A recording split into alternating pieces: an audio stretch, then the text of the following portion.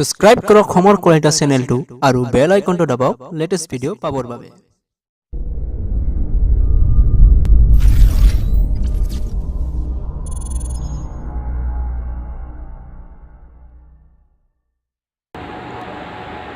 Hello' friends, মোৰ নাম সমৰ কলিতা আৰু মোৰ চেনেললৈ আপোনালোকক বহুত বহুত স্বাগতম। আপোনালোকৰ লেপটপে হওক বা ডেস্কটপে হওক কিছুমান কেতিয়াবা কমন প্ৰব্লেম থাকে ৰং টাইপিঙত। যেনে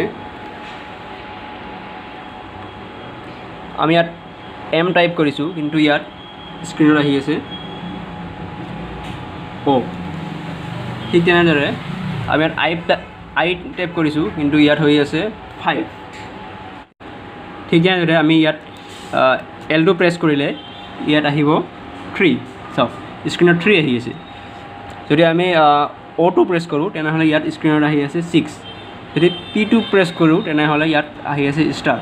কিন্তু ইয়াত যিটো ইয়াত FN অৰ্থাৎ ফাংচন কি, এই ফাংচন কি প্ৰেছ কৰি পেলাই যদি আমি ছাপ'জ ইয়াত M2 টিপোঁ তেতিয়া কিন্তু ইয়াত ঠিকেই প্ৰেছ হয়, টাইপিংটো ঠিকেই হয়। ইয়াত MA হৈ আছে।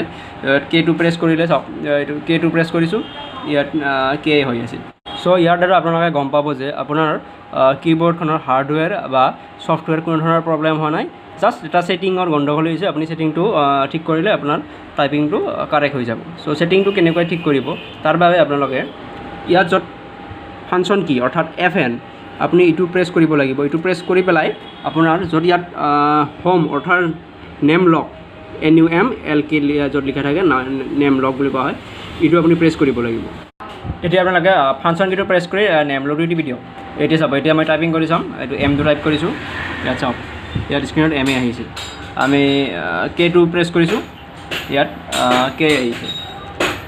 ইয়াত P2 প্ৰেছ কৰি এটা ষ্টাৰ আহিছিল, এতিয়া P2 প্ৰেছ কৰিছোঁ, ইয়াত P আহিছে। চ' এনেকৈ আপোনালোকে ছেটিংটো আপোনালোকৰ ঠিক কৰি ল'ব পাৰে। যদি ভিডিঅ'টো ভাল লাগিছে তেনেহ'লে প্লিজ লাইক কৰি দিয়ক, আৰু যদি কিবা জানিব লগা আছে তেনেহ'লে কমেণ্ট কৰিব পাৰে। আৰু মোৰ চেনেলটো ছাবস্ক্ৰাইব কৰক আৰু বেল আইকনটো দবাওক যাতে মই এনেকুৱা ভিডিঅ' বনালে পোনপ্ৰথমে আপোনালোকে পায়। আজিলৈ ইমানে। থেংক ইউ ফৰ ৱাচিং। জয় আই অসম।